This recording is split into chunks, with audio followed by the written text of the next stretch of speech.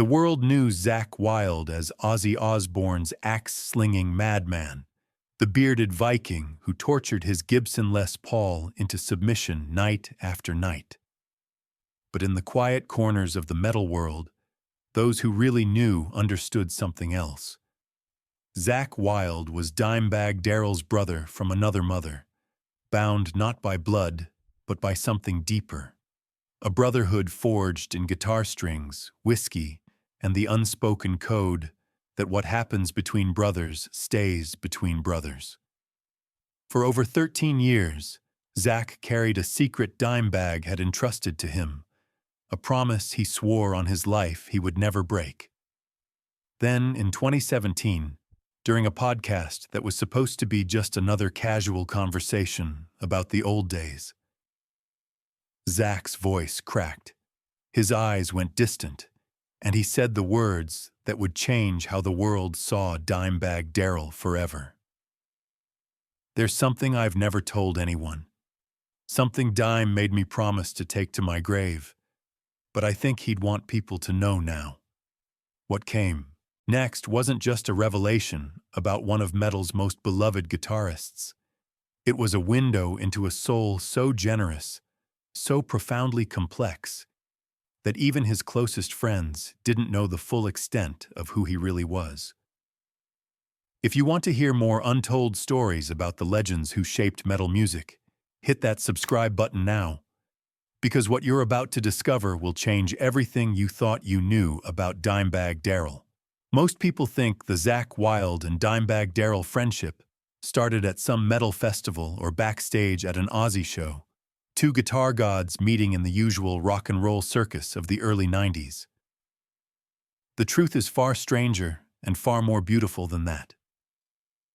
Their first real connection happened in 1994 at a dive bar in Austin, Texas, not during a performance, not at an industry event, but at 3 in the morning when both men were supposed to be somewhere else entirely.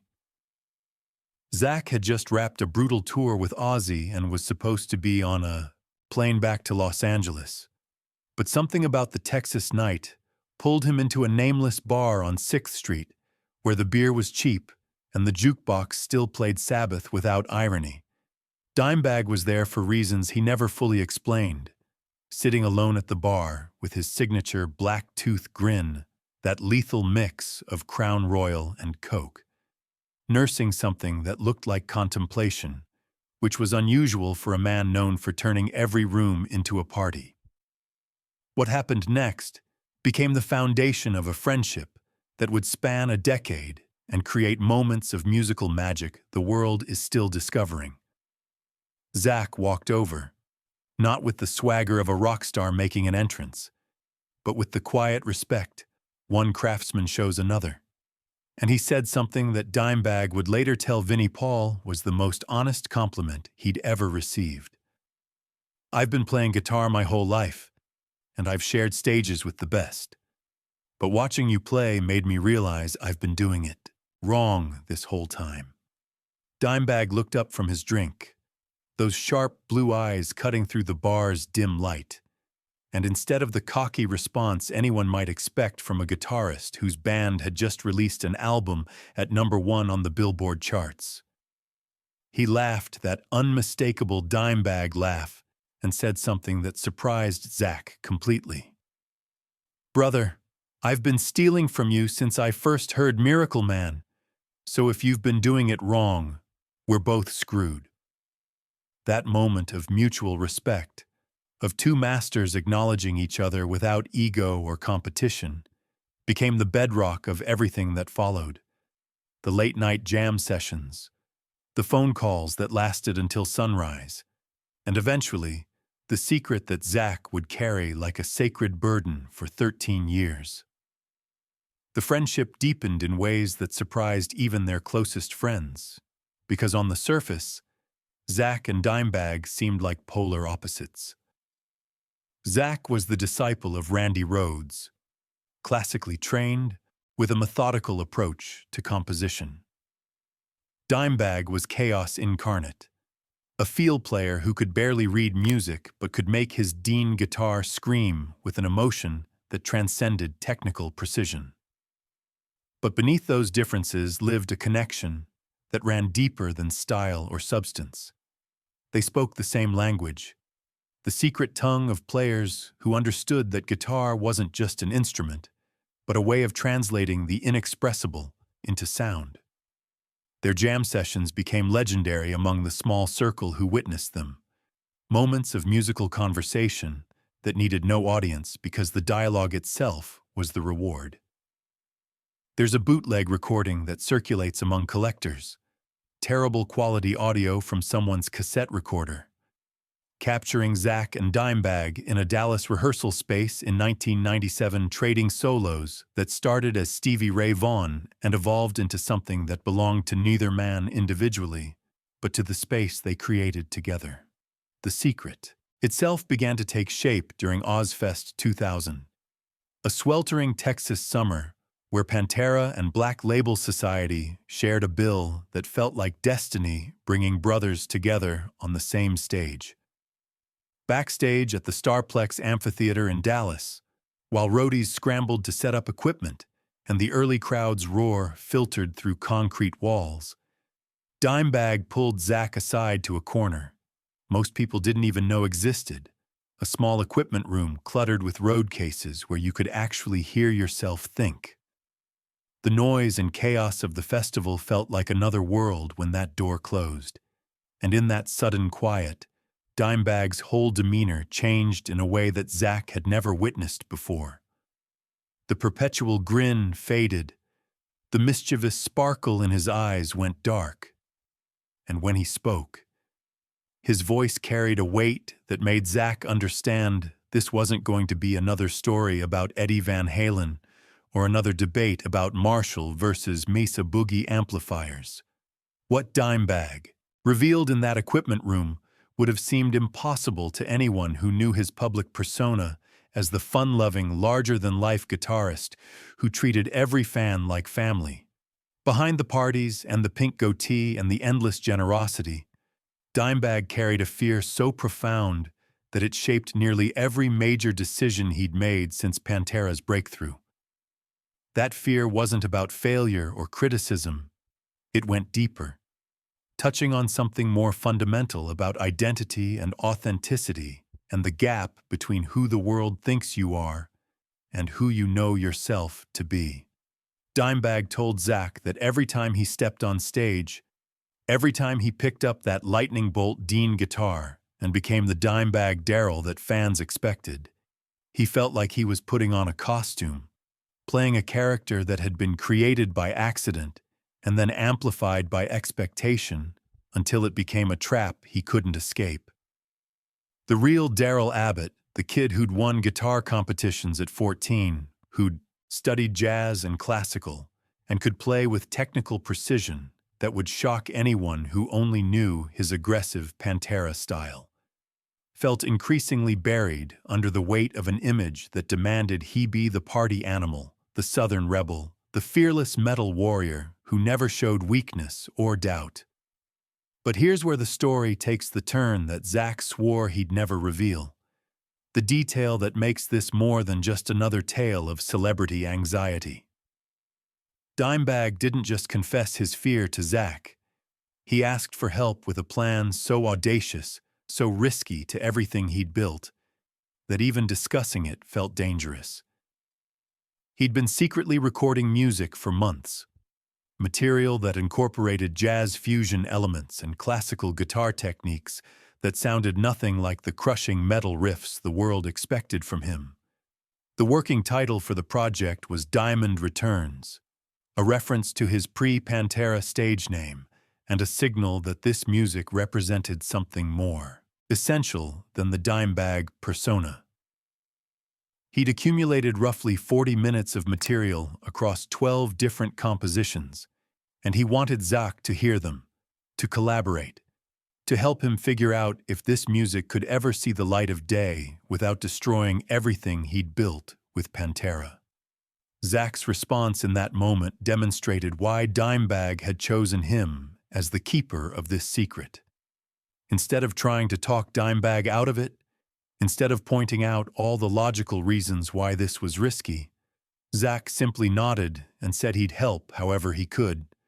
But then he asked the question that cut to the heart of everything. Is this really about exploring new music, or are you running from something?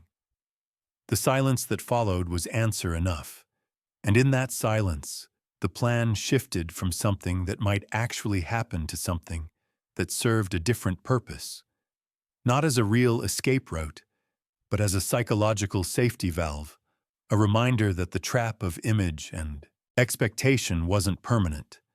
Dimebag made Zakk promise two things that day.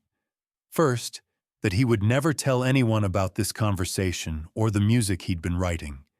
And second, that if something ever happened to him, if he died before he got the chance to release this other side of his artistry, Zakk would make sure the world knew that Dimebag Darrell was more than the image suggested. The secret project wasn't just a fantasy. It was real, documented on DAT tapes that Dimebag had been recording in a home studio he'd set up in a spare bedroom of his Dallas house.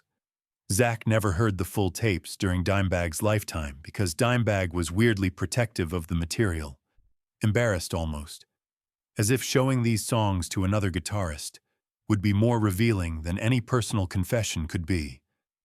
But Dimebag described them in enough detail that Zakk could picture the sound. The piece he seemed most proud of was an 11-minute instrumental that started with a classical-style acoustic intro, evolved through a jazz fusion middle section, and concluded with an ambient section where he'd layered multiple guitar tracks to create something almost orchestral.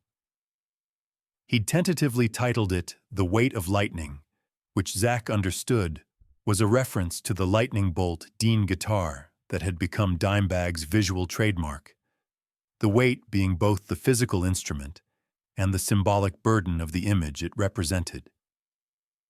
As months progressed and Pantera's internal tensions began to escalate, Dimebag started relying on Zakk more heavily, not just for musical advice but for emotional support from someone who understood the peculiar pressure of being a guitarist with a public image that didn't match internal reality.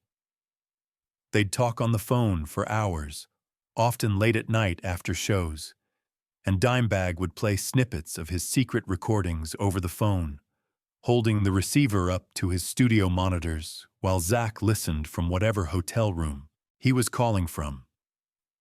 After each piece, they'd discuss not just the technical aspects, but the emotional truth of what the music was trying to say. The plan evolved in ways that made it both more achievable and more impossible. Dimebag started thinking about releasing the material under his birth name, Darrell Abbott, researching small, independent labels that might understand what he was trying to do. But simultaneously, demands on his time increased, and the window for working on secret projects narrowed to almost nothing. Then came late 2003, and Pantera had essentially dissolved without official announcement. Dimebag called Zakk from Dallas, and the tone in his voice was different. Not the weighted anxiety of their previous conversations, but something lighter, almost excited. He'd been listening to the Diamond Returns material again after months of neglecting it, and instead of feeling embarrassed, he'd heard something that surprised him. The recordings weren't an escape from Dimebag Darrell, but a completion of that identity, dimensions that the Pantera context couldn't accommodate, but that made the full picture more interesting, more human, more whole. He told Zakk he was finally ready to start seriously working toward releasing the material, that Pantera's end meant freedom to explore without feeling like he was betraying anyone. That conversation was one of the last real conversations they had before everything changed forever. The promise Zakk had made in that equipment room suddenly transformed from a hypothetical future responsibility into an immediate moral crisis after Dimebag's death, because Dimebag had given him contradictory instructions that became paradoxical without him alive to clarify. Zakk spent years wrestling with this dilemma, wanting to honor his friend's wishes but uncertain about the right path forward. Part of this silence came from respect for Vinnie Paul, who'd made clear he considered Dimebag's legacy inseparable from Pantera. Another part came from Zakk's own uncertainty about whether those DAT tapes even still existed. But the largest part came from fear that revealing this secret might somehow diminish Dimebag rather than enhance him, that the world's response might be dismissive rather than appreciative. Everything changed in 2017 during what was supposed to be a routine podcast appearance. The host had asked about Dimebag, which was standard territory Zakk had navigated hundreds of times. But something about the specific phrasing, was there anything about Dimebag that the world never got to see, cracked through his carefully maintained defenses. Maybe it was 13 years of carrying that secret alone. Maybe it was that Vinnie Paul had also passed away earlier that year. Or maybe enough time had finally passed that the burden of silence felt heavier than the risk of revelation. Whatever the trigger, Zakk heard his own voice saying words he'd sworn never to speak, describing the equipment room, conversation, the fear of being trapped by image, the Diamond Returns project with its jazz fusion and classical explorations, and most importantly, the sense that Dimebag had died just as he was finally ready to reveal dimensions of his artistry that Pantera had never allowed. The response demonstrated both the power and peril of secret-keeping. While some fans appreciated this deeper understanding, others felt almost betrayed, as if acknowledging Dimebag's frustrations somehow diminished the music they loved. But the most significant response came from an unexpected source. A producer who'd worked at the studio where Dimebag had occasionally recorded reached out to Zakk with information that changed everything. Those DAT tapes still existed, not in Dimebag's house but in a storage facility where they'd been essentially forgotten. The discovery transformed Zakk's revelation from historical footnote into something with immediate implications. Because now there was a decision about what to do with music Dimebag had been simultaneously proud of and protective about. In 2019, 15 years after Dimebag's death, a single track from those sessions finally reached the public. The piece selected was The Weight of Lightning, and hearing it justified every conflicted feeling Zakk had carried. The music was unmistakably Dimebag in its emotional intensity, but it showcased technical sophistication most fans had never suspected. The classical intro displayed finger-picking precision that would impress any conservatory graduate. The jazz fusion middle section incorporated concepts that demonstrated serious study of players like Allan Holdsworth, and the ambient conclusion created textures that had nothing to do with metal aggression. The response split along predictable lines, with hardcore Pantera fans often struggling to reconcile this sophisticated music with their image of Dimebag, while guitarists and critics heard something revelatory that made his known work more impressive because it demonstrated conscious artistic choice rather than limitation. But here's the outcome neither Zakk nor Dimebag could have anticipated. The revelation created a wave of reflection within the guitar community about the price of image and how commercial success can trap artists in personas that don't fully represent their capabilities. Younger guitarists started talking more openly about the gap between what they were known for and what they privately aspired to, and the whole culture shifted incrementally toward valuing artistic growth over brand consistency. Dimebag's secret, revealed by Zakk years after his death, became a cautionary tale about the cost of success and a permission structure for other artists to pursue their full range. If the secret's revelation helps even one guitarist feel less trapped by their own image, then maybe Zakk's promise-breaking was actually promise-keeping of a different sort, honoring not the letter of what Dimebag asked, but the spirit of what he wanted, which was always just the freedom to be fully himself.